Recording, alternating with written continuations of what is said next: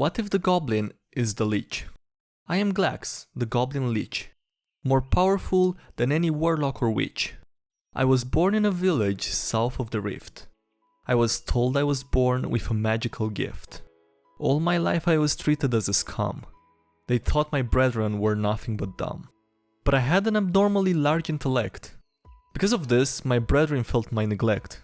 I felt I was different from my imbecile kin. With this I left and let my new life begin. For years I honed my impeccable power. I worked on my craft every waking hour. One day I felt the peak of my gift. And with this I felt my spirits lift. With this my plan had soon unfurled.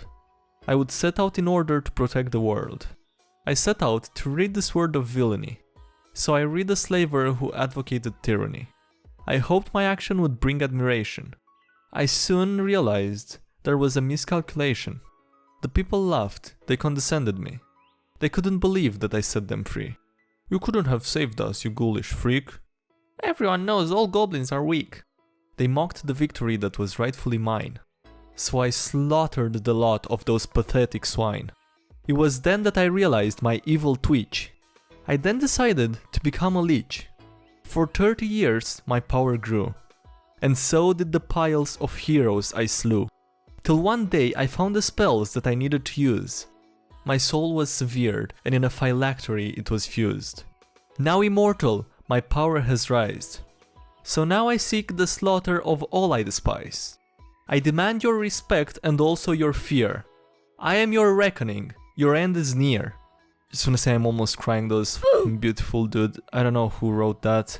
I don't know who wrote that story, that was amazing, dude.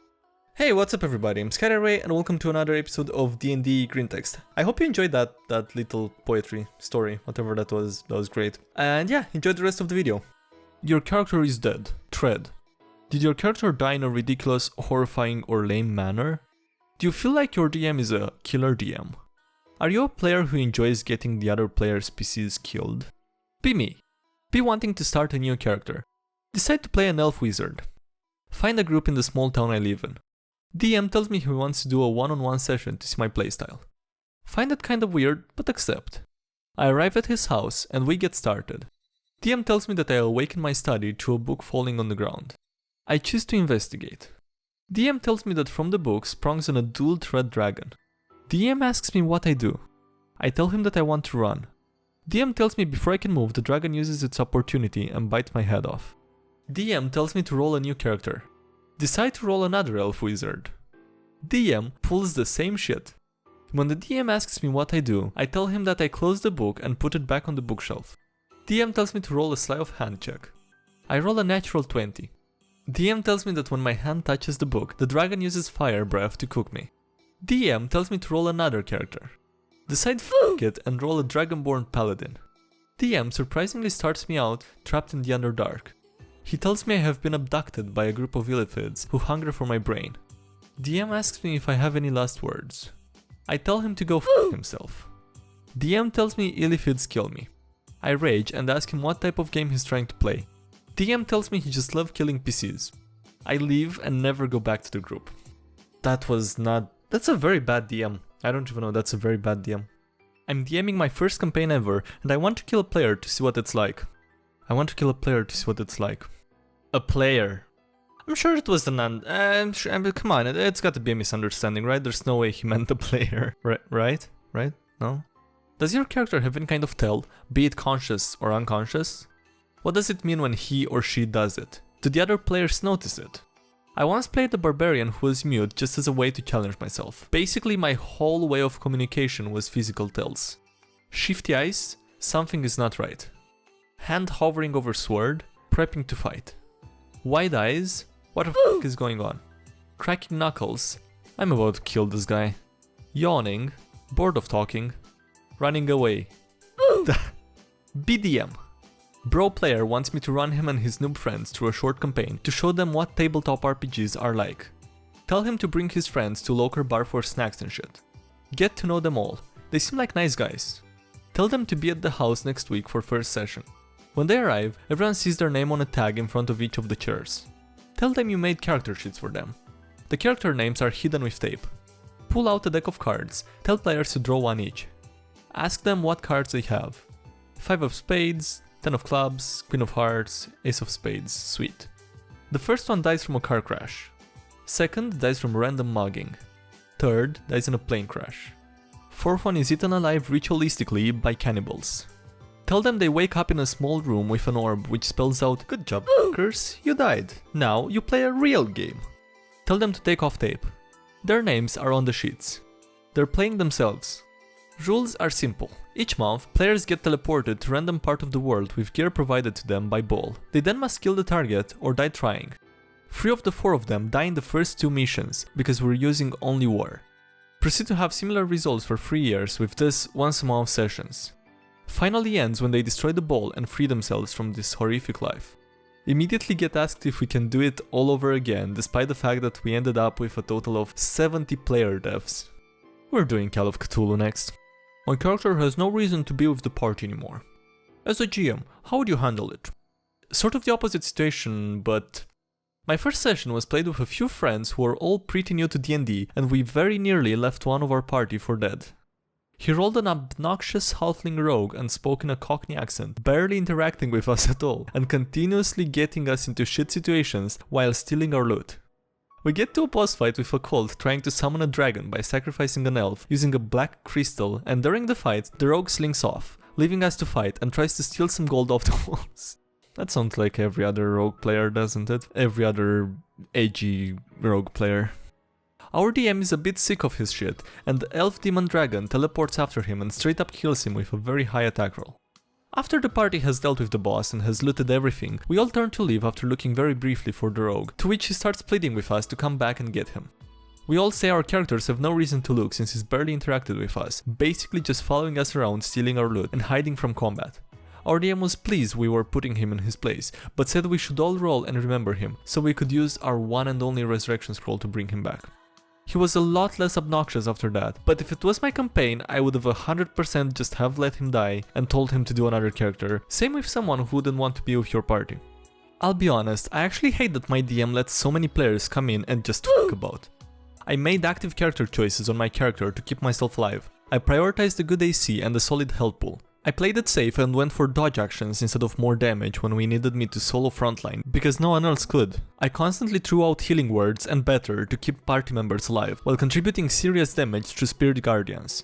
I sacrificed a 2nd level slot every morning from 3rd level onward, just to keep people at 100%, because when people failed their Shadowfall Despair rolls and needed a calm emotions, I was there. When they failed their saves and needed my dampen elements, I was there, even when I failed my own, because inevitably, they had less health and therefore the greater need.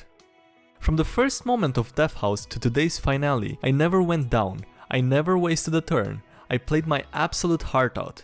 I kept myself alive in a world where everything was trying to kill me, the man of faith among the unholy. I taught my party how to abuse turn undead, how to focus fire, how to spread against AoE.